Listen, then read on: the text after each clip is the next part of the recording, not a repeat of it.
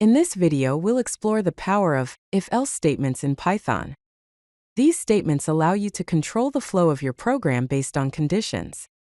Let's dive into how you can use conditional logic to make your code more dynamic and responsive. On the screen, you can see the basic structure of conditional statements in Python. There is the if keyword followed by a condition, then a colon. Indented below it is the code that will execute when the condition evaluates to true. If the condition is not true, the code under the else statement will execute. Let's begin with the most basic type, the simple if statement. A simple if statement executes a block of code only if a specified condition is true. Indentation is crucial in Python, as it defines the code block that belongs to the if statement. Any code written after the if block without indentation will execute regardless of whether the condition was true or false. Here's an example. We are checking if a number temperature is positive. We set the temperature to 28. If the temperature is greater than 25, the program will print, "It's a hot day." After that if block, the program prints "forecast complete." This line always executes because it is outside the if block. Now let's move on to the if-else statement. If-else statements execute one block of code if a condition is true, and a different block of code if the condition is false. This ensures that exactly one of the blocks will be executed, providing a clear alternative when the condition is not met.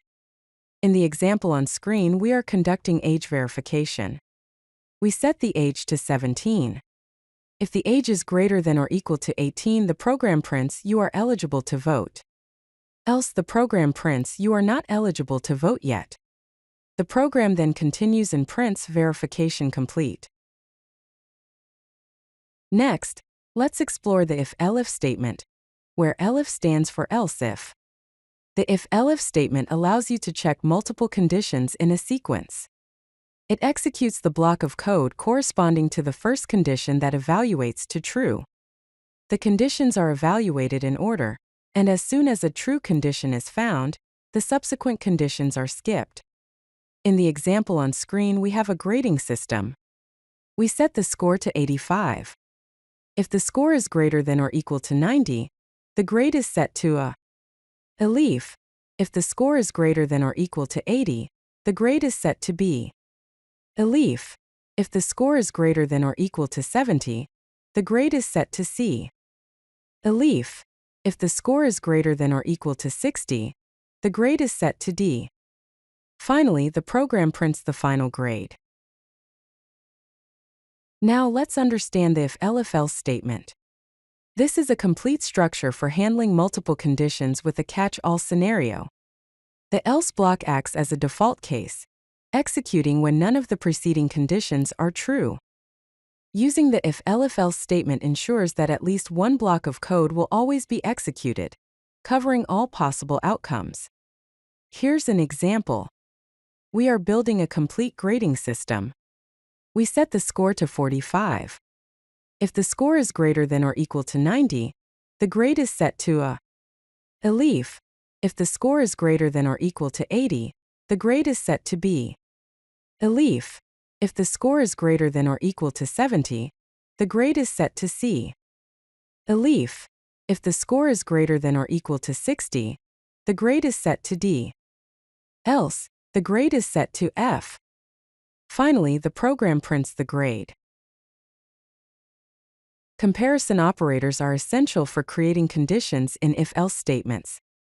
These operators allow you to compare values and determine relationships between them. Let's go over some common comparison operators in Python. First is the equals operator, represented by two equals signs. Checks if two values are equal. For example, x equals y. The not equals operator, represented by an exclamation point and an equals sign, checks if two values are not equal. For example, x not equals y. The greater than operator checks if the left value is greater than the right value. For example, x is greater than y. The less than operator checks if the left value is less than the right value. For example, x is less than y. The greater than or equals to operator checks if the left value is greater than or equal to the right value. For example, x is greater than or equal to y. Finally, the less than or equals to operator checks if the left value is less than or equal to the right value. For example, x is less than or equal to y. Logical operators are used to combine multiple conditions into a single expression. These operators allow you to create more complex and nuanced conditions in your if-else statements. Let's explore the three main logical operators in Python: and, or, and not.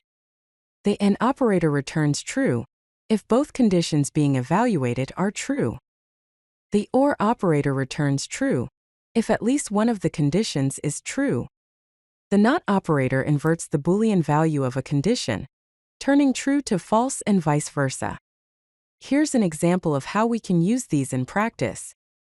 We are determining loan approval. We set the income to $65,000, credit score to 720, and debt ratio to 0.3. If the income is greater than $50,000 and the credit score is greater than or equal to 700, or the debt ratio is less than 0.2 and the income is greater than $30,000, the program prints loan approved. Else the program prints loan denied.